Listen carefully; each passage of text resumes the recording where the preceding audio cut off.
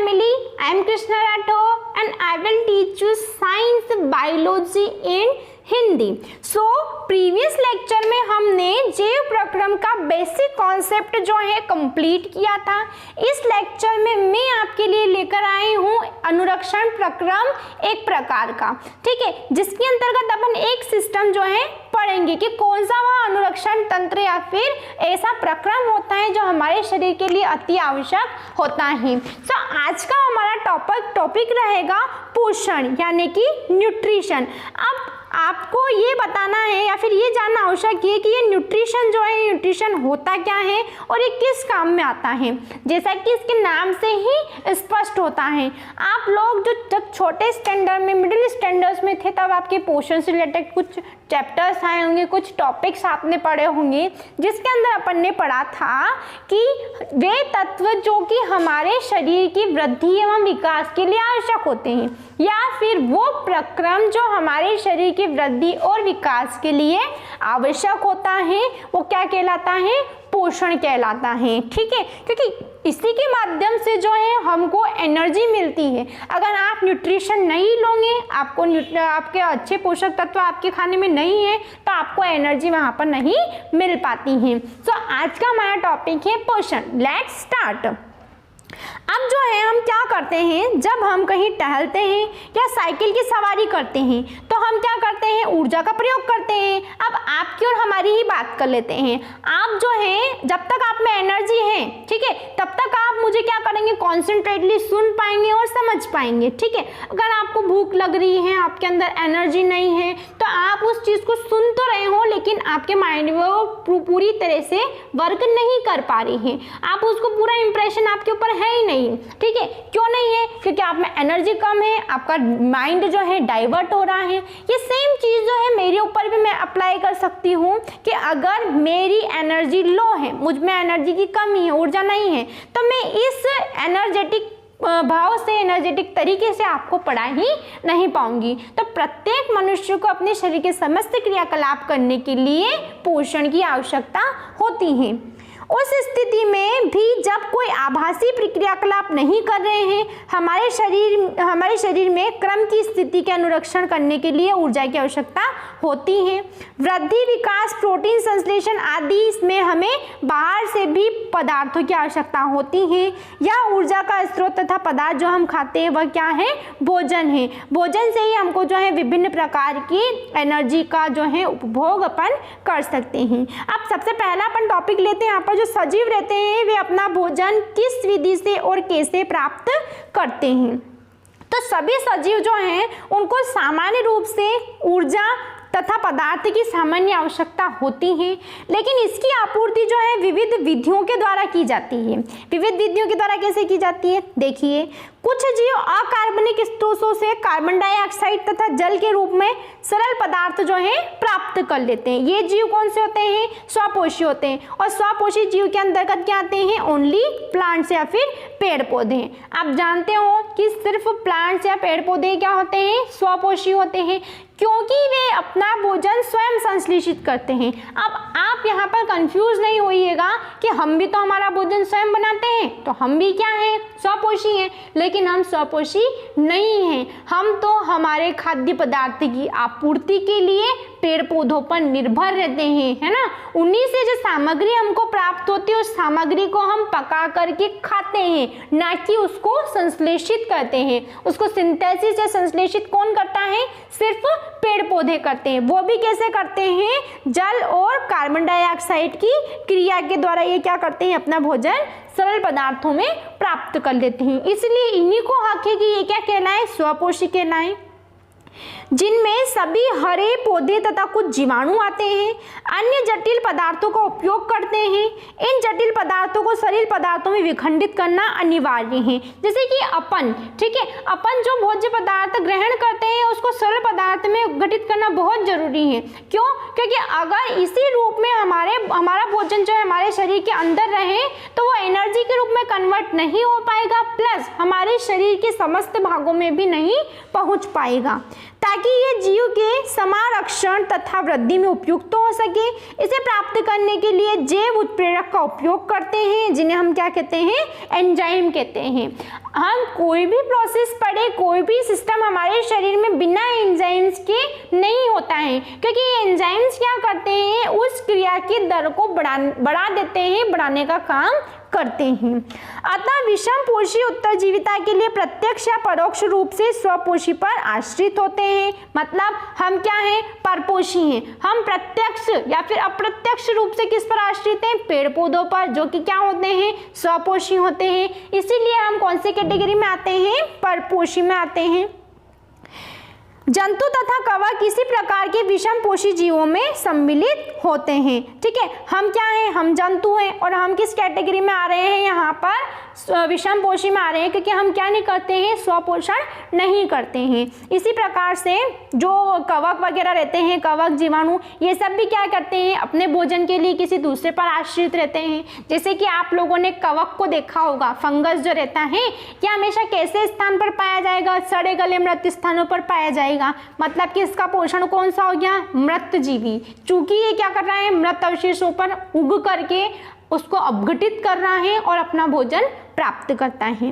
आज के इस लेक्चर में हम पढ़ेंगे स्वपोषी पोषण के बारे में, कि ये जो पौधे होते हैं ये किस प्रकार से स्वपोषण करते हैं, इनमें कौन सी ऐसी संरचना पाई जाती है जिसके द्वारा ये स्वपोषी कहलाते हैं। So let's start. यहाँ पर स्वपोषी जो जीव होते हैं, स्वपोषी जीव की कार्बन तथा ऊर्जा की आवश्यकताएं प्रकाश संश्लेषण द्वारा पूरी होती हैं। यह प्रक्रम जिसमें स्वपोषी बाहर के लिए पदार्थों को ऊर्जा संचित के रूप में परिवर्तित कर देता है। ये पदार्थ कौन से होते हैं, ये पदार्थ कार्बन डाइऑक्साइड तथा जल के रूप में लिए जाते हैं, जो सूर्य से प्रकाश तथा क्लोरोफिल की उपस्थिति में कार्बन डाइऑक्साइड में परिवर्तित कर दिए जाते हैं। कार्बन डाइऑक्साइड पौधों को ऊर्जा प्रदान करने में प्रयुक्त होती है, और अगले अनुभाग में हम अध्ययन करेंगे अभी यहाँ पर कि ये किस प्रकार से होता है। अब ये जो कार्बन डाइऑक्साइड पौधों को ऊर्जा प्रदान कर रही हैं, जो कार्बोहाइड्रेट तुरंत प्रयुक्त नहीं कर पाते हैं, उन्हें मंड के रूप में क्या कर लिया जाता है, संचित कर लिया जाता है। मतलब कि ये पौधे जो हैं भोज्य पदार्थ को किसके रूप में, मंड या स्टार्च के रूप में संचित कर लेंगे। यह रक्षित आंतरिक ऊर्जा की तरह कार्य करेगा तथा पौधों द्वारा आवश्यकता अनुसार प्रयुक्त कर लिया जाता है। कुछ इसी तरह की स्थिति हमारे अंदर भी देखी जाती है।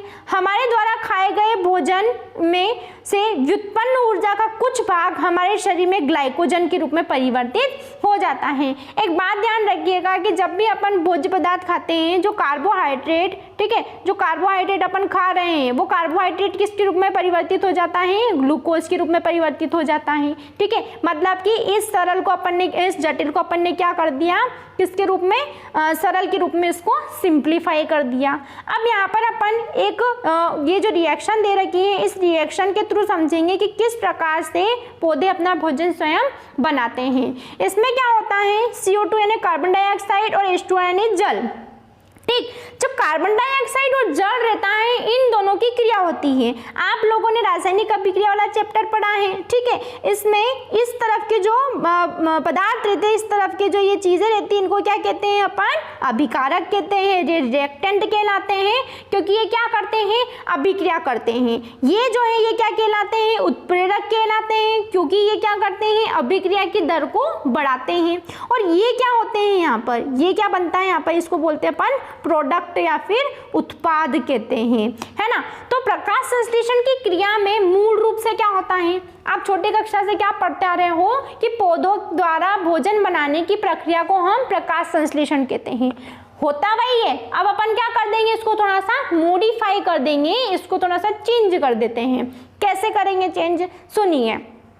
हरे पौधे द्वारा क्लोरोफिल यानी कि हरित लवक और सूर्य के प्रकाश की उपस्थिति में अगर इन दोनों की प्रेजेंस नहीं होगी तो वहाँ पर फोटोसिंथेसिस अगर नहीं हो पाता है। ठीक है, तो हरे पौधे द्वारा सूर्य के प्रकाश और हरित लवक की उपस्थिति में कार्बन डाइऑक्साइड और जल की क्रिया द्वारा, क्रिया कौन कर रहा है, कार्बन डाइऑक्साइड और जल, कार्बन डाइऑक्साइड और जल की क्रिया द्वारा किसका निर्माण किया जाता है, ग्लूकोज का निर्माण किया जाता है। इस प्रक्रम को अपन क्या कहते हैं, हैं? प्रकाश संश्लेषण कहते हैं। और इस क्रिया के फलस्वरूप ये O2 गैस जो है ना, O2 गैस यानी कि ऑक्सीजन गैस, हमारी जीवनदायिनी गैस हमको प्राप्त होती हैं। ठीक है, तो इस प्रकार से यहाँ पर क्या होता है, प्रकाश संश्लेषण की क्रिया पौधों में होती है, जिसके द्वारा ये क्या करते हैं, अपने भोज्य पदार्थों को संश्लेषित करते हैं।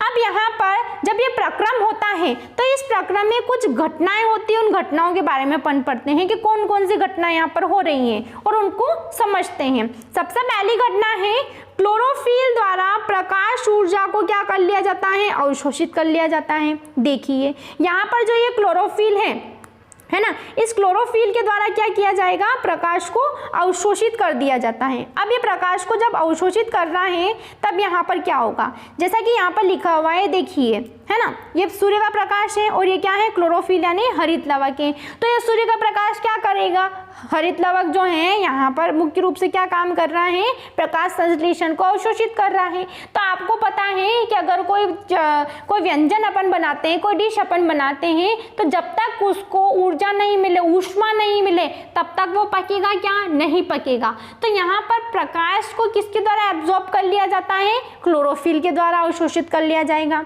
दूसरा क्या है, यहाँ पर प्रकाश ऊर्जा को रासायनिक ऊर्जा में रूपांतरित करना तथा जल अणुओं का हाइड्रोजन तथा ऑक्सीजन में अपघटन। प्रकाश ऊर्जा कौन सी ऊर्जा में बदल रही है, यहाँ पर मैकेनिक में बदल रही है। उसके बाद में जल के अणुओं का क्या हो रहा है, हाइड्रोजन तथा ऑक्सीजन में क्या हो रहा है, यहाँ पर अपघटन हो रहा है। ठीक है, तो जल के अणु जो हैं, ये जल के अणु, इसका क्या हो रहा है, यहाँ पर हाइड्रोजन और ऑक्सीजन के रूप में क्या हो गया, टूट गया। आपको पता है ये जल जो है इस फॉर्म में रहता है। अब आपको दिख रहा है कि किस प्रकार से यहाँ पर क्रिया कर रहा है, और ये H और O दोनों क्या हो गए, यहाँ पर अलग अलग हो गए, है ना। इसलिए यहाँ पर ये लिखा हुआ है कि ये जो है हाइड्रोजन और ऑक्सीजन को क्या कर देता है, अपघटित कर देता है, उसके रूप में इसका अपघटन हो जाता है। अब अगला क्या है, कार्बन डाइऑक्साइड का कार्बोहाइड्रेट में क्या हो जाता है, अपचयन हो जाता है। ये कार्बन डाइऑक्साइड जो है किसके रूप में अपचयित हो रही है, यहाँ पर कार्बोहाइड्रेट या फिर ग्लूकोज के रूप में अपचयित हो जाती हैं। ठीक है, तो ये है आपकी मुख्य रूप से जो होने वाली घटनाएं रहती है इसके अंतर्गत। अब देखते हैं अपन अगली घटना। यह आवश्यक नहीं है कि ये चरण तत्काल एक के बाद दूसरा हो, मतलब जरूरी नहीं है कि ये रैपिड हो, कुछ समय अंतराल में ये हो सकता है। उदाहरण के लिए मरुद्भिद पौधे रात्रि में कार्बन डाइऑक्साइड लेते हैं और एक मध्यस्थ उत्पाद बनाते हैं। मरुद्भिद पौधे मतलब कि ऐसे पौधे जो कि मरुस्थल में पाए जाते हैं। दिन में क्लोरोफिल ऊर्जा अवशोषित करके अंतिम उत्पाद ये बनाते हैं, है ना। आइए हम देखेंगे कि उपरोक्त अभिक्रिया का प्रत्येक घटक प्रकाश संश्लेषण के लिए किस प्रकार उत्तरदायी होता है। अब कैसे उत्तरदायी होता है, इसके लिए अपन को किसको समझना पड़ेगा, इस फोटो को, इस चित्र को समझना पड़ेगा। इस चित्र में है क्या, सबसे पहले ये देख लीजिए, है ना। जब अपन एक पत्ती की अनुप्रस्थ काट लेते हैं, है ना, और उस पत्ती के अनुप्रस्थ काट का सूक्ष्मदर्शी से अवलोकन करते हैं, तो हमको कुछ कोशिकाओं में हरे बिंदु जैसी संरचनाएं दिखाई पड़ती हैं। अब ये हरे बिंदु जैसी संरचनाएं जो है, यही क्या है, ये हरे बिंदु क्या कहलाते हैं, यहाँ पर कोशिकांग कहलाते हैं, जिन्हें हम क्या कहते हैं, क्लोरोप्लास्ट कहते हैं।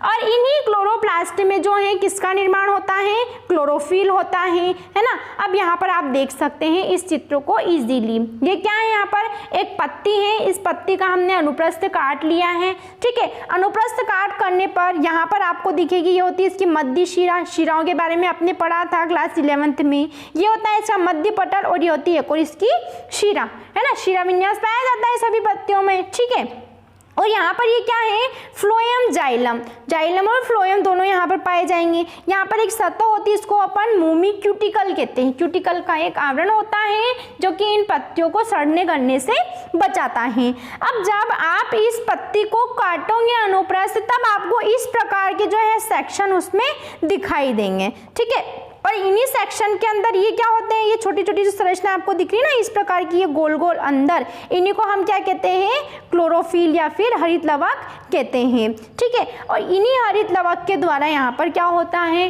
प्रकाश संश्लेषण की क्रिया होती है। ठीक है, तो इस प्रकार से अपन देख सकते हैं कि कौन कौन सी क्रियाएं इसमें होती हैं। अब अपन अगली तरफ चलते हैं कि जो पौधे हैं, है ना। अपन बोल रहे हैं प्रत्येक जीव क्या करता है, प्रत्येक सजीव जो है उसमें कौन सी क्रिया होती है, श्वसन की क्रिया होती है। तो भैया हमने तो कभी पेड़ पौधों में नाक नहीं देखा, उसकी लंग्स नहीं देखे, है ना, कि वो श्वसन करता होगा, लेकिन इनमें कुछ न कुछ संरचनाएं तो पाई जाती होगी जिसके द्वारा ये क्या करते हैं, श्वसन करते हैं। जैसे कि आपने क्लास 9th में स्टोमेटा या रंध्र के बारे में पढ़ा था, वहां पर आपने रंध्र के कार्य लिखे थे, जिसमें आपने लिखा था कि रंध्र जो है गैसों के विनिमय में यानी कि गैसियस एक्सचेंज में सहायक होते हैं। ठीक है, तो यहाँ पर अपन देखते हैं वो किस प्रकार सहायक होते हैं। पौधे जो है कार्बन डाइऑक्साइड कैसे प्राप्त करते हैं, ये अपन जो है कक्षा 9वीं में पढ़ चुके हैं। तो ये जो है इसमें क्या होता है, इन पौधों की पत्तियों में क्या होते हैं, सूक्ष्म छिद्र होते हैं और प्रकाश संश्लेषण के लिए गैसों का अधिकांश भाग जो है इन्हीं के द्वारा आदान प्रदान किया जाता है। ये रहे आपके रंध्र छिद्र। लेकिन यह जानना आवश्यक है कि गैसों का आदान प्रदान तने, जड़ और पत्तियों की सतह से भी होता है। इन रंध्रों से पर्याप्त मात्रा में जल की भी हानि होती है, अतः जब प्रकाश संश्लेषण के लिए कार्बन डाइऑक्साइड की आवश्यकता नहीं होती है तब पौधे जो हैं इन छिद्रों को बंद कर लेते हैं। छिद्रों का खुलना और बंद होना द्वार कोशिकाओं का एक कार्य है। जैसे कि गार्ड्स होते हैं ना, है ना, अगर किसी का घर रहता है, कोई अपन ज़्यादा प्रोटेक्शन रखते हैं उसमें, तो वहाँ पर अपन क्या लगाते हैं, गार्ड्स लगाते हैं, रक्षक लगाते हैं। तो यहाँ पर भी ये द्वार कोशिकाएं एक तरह की क्या है, रक्षक कोशिकाएं हैं, और इनका कार्य क्या है, स्टोमेटा का ओपन करना, उनको क्लोज करना, मतलब कि रंध्रों को खोलना और बंद करने का काम किसका है, यहाँ पर द्वार कोशिका का होता है। ठीक है, द्वार कोशिकाओं में जब जल अंदर जाता है तो वे क्या हो जाती हैं, फूल जाती हैं और रंध्र का छिद्र जो है खुल जाता है। इसी तरह जब द्वार कोशिकाएं सिकुड़ती हैं तो रंध्र क्या हो जाते हैं, बंद हो जाते हैं। ठीक है, इस प्रकार से हम देख सकते हैं कि किस प्रकार इन पौधों में जो रंध्र होते हैं उन रंध्रों के माध्यम से कैसे ये श्वसन करते हैं, कैसे इनकी ओपनिंग और क्लोजिंग होती है। एक पत्ते का जब आप सेक्शन करोगे, उसका सूक्ष्मदर्शी से अवलोकन करोगे, तब आपको उसमें ये संरचना जो है अवश्य रूप से दिखाई देगी, जिसमें जो है ये क्या होते हैं, उसके हरित लवक या फिर क्लोरोप्लास्ट होते हैं, जो कि मैं आपको आगे के स्ट्रक्चर में बता चुकी हूँ। ये रंध्र होते हैं, मतलब कि वे छोटे छोटे छिद्र होते हैं, जैसे कि हमारे शरीर में ये नासा छिद्र होते हैं ना, 2 गड्ढे, ठीक है, नाक के, जिसके द्वारा अपन क्या कर सकते हैं, श्वसन करते हैं। इसी प्रकार से इनमें जो ये छिद्र हैं, ये भी अपने क्या है, छिद्र हैं। इसी प्रकार से ये रंध्र भी क्या होते हैं, एक प्रकार के छिद्र होते हैं, जिनके द्वारा श्वसन का या फिर हम कहें गैसों के आदान प्रदान का काम किया जाएगा, और ये जो है वाष्पोत्सर्जन की दर को भी कंट्रोल रखने का काम करते हैं, है ना। जब जो ये रंध्र हैं इनमें पानी जाएगा तब ये क्या हो जाती हैं, फूल जाती हैं, और क्या हो जाती है, इनकी ओपनिंग हो जाती है, और जब ये सिकुड़ती है तब इनका क्या हो जाता है, इनकी क्लोजिंग हो जाती है। आपको दिख रहा है रंध्र खुला तथा बंद, इस रंध्र में रंध्र जो है क्या है, खुला हुआ, और इसमें रंध्र बंद है। ठीक है, इस प्रकार से हम क्या कर सकते हैं, एक प्रकार की प्रयोग के द्वारा या फिर एक प्रकार से इसको समझ सकते हैं। जब आप इसको सूक्ष्मदर्शी से अवलोकन करोगे तब ये जो चीज़ है आप स्पष्ट रूप से इसको देख सकोगे। ठीक है, तो आज के इस लेक्चर में हमने पढ़ा कि किस प्रकार से प्लांट्स में न्यूट्रिशन होता है, किस प्रकार से वे अपना भोजन स्वयं बनाते हैं। अगले वीडियो लेक्चर में हम पढ़ेंगे कि जो जीव रहते हैं, जीव जंतु रहते हैं, एक कोशिकीय, बहुकोशिकीय, यहाँ तक कि जो मनुष्य है बहुकोशिकीय, उनमें किस प्रकार से और किस प्रकार की पोषण प्रणाली का उपयोग होता है। So keep watching our videos. Thank you.